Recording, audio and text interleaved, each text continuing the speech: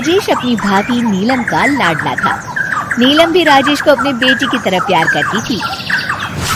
राजेश, लखनऊ वाले मामा जी ने तुम्हारे लिए एक बहुत अच्छा रिश्ता बताया है। लड़की बहुत अच्छी है, अब तुम शादी कर लो।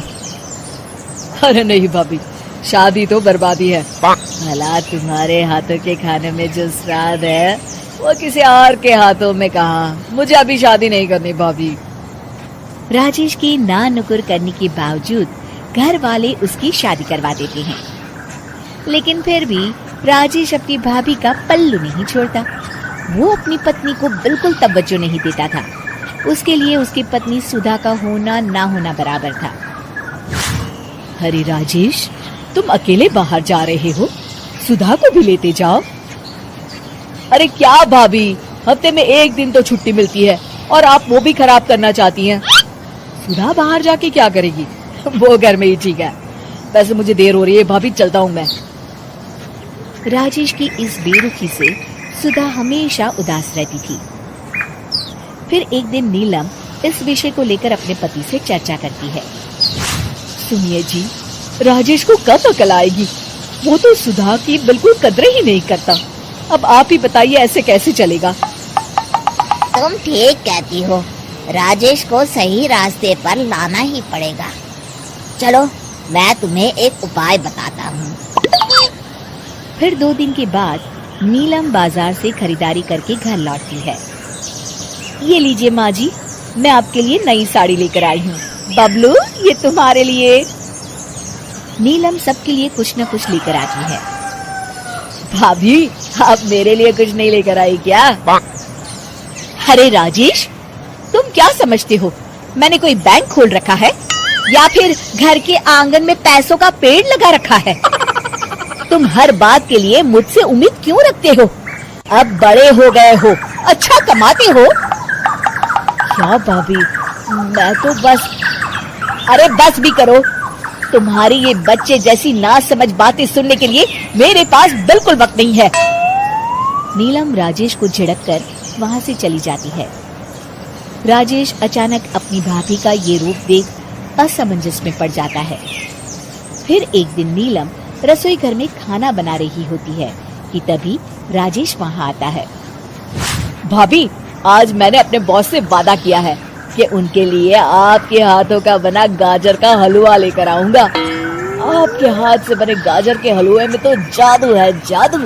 मेरे बॉस तारीफ करते नहीं थकते। प्लीज अब जल्दी से बना दीजिए ना भाभी।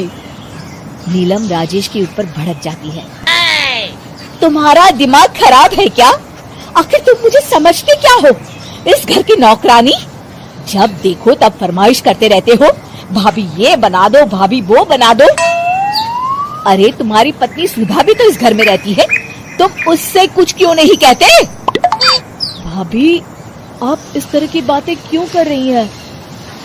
अरे बस भी करो राजेश, मेरा दिमाग और मत खराब करो, जाओ यहाँ से। अपनी भाभी का इस तरह बेरुखी भरा बर्ताव देख राजेश को बड़ा बुरा लगता है और वो उदास होकर अपने कमरे में बैठ जाता है। तभी उसकी पत्नी सुधा वहाँ आती है।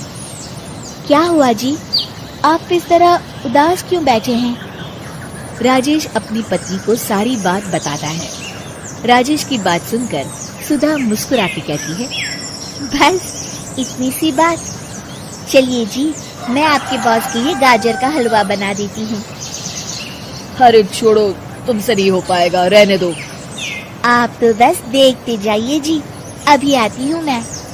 थोड़ी देर के बाद सुधा हलवा बना के राजेश को देती है। फिर राजेश अपने ऑफिस चला जाता है। शाम को जब राजेश घर आता है तो खुशी के मारे अपनी पत्नी सुधा को गले लगा लेता है। अरे वाह सुधा, तुमने तो कमाल कर दिया। सच में क्या स्वादिष्ट हलवा था। मेरे बॉस बहुत तारीफ कर रहे थे और इस हफ्ते घर आ रहे हैं तुम्हारे हाथों का खाना खाने। और इतना ही नहीं, उन्होंने मेरा प्रमोशन भी कर दिया है। सच? हाँ, मुझे माफ कर दो सुधा, आज तक मैं तुमसे गैरों की तरफ पेश आता रहा। अरे ये कैसी बातें कर रहे हैं जी, मैं तो आपकी पत्नी हूँ। धीरे धीरे राजेश अपनी पत्नी के साथ पूरी तरह घुल मिल जाता है। और अपना ज्यादातर समय सुधा के साथ बिताने लगता है और उसकी हर छोटी मोटी जरूरतों का ख्याल भी रखता है। ये देख राजेश के भैया और भाभी बहुत खुश होते हैं। फिर एक दिन राजेश और सुधा बाहर से घूम कर आते हैं। राजेश, सुधा के प्रति तुम अपनी जिम्मेदारी समझो, इसीलिए मैंने तुम्हारे साथ ऐसा बर्ताव किया था। अगर तुम्हें मेरी किसी बात का बुरा लगा हो तो मुझे माफ कर देना। अरे अरे भाभी, ये क्या कह रही हैं?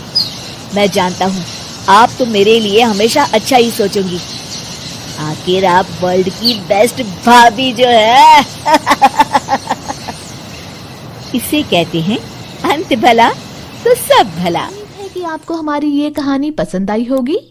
कृपया हमारे चैनल को सब्सक्राइब करें और सभी अपडेट्स के लिए बेल आइकन जरूर क्लिक करें। और हाँ, वीडियो लाइक और शेयर करना मत भूलिएगा। Bye bye.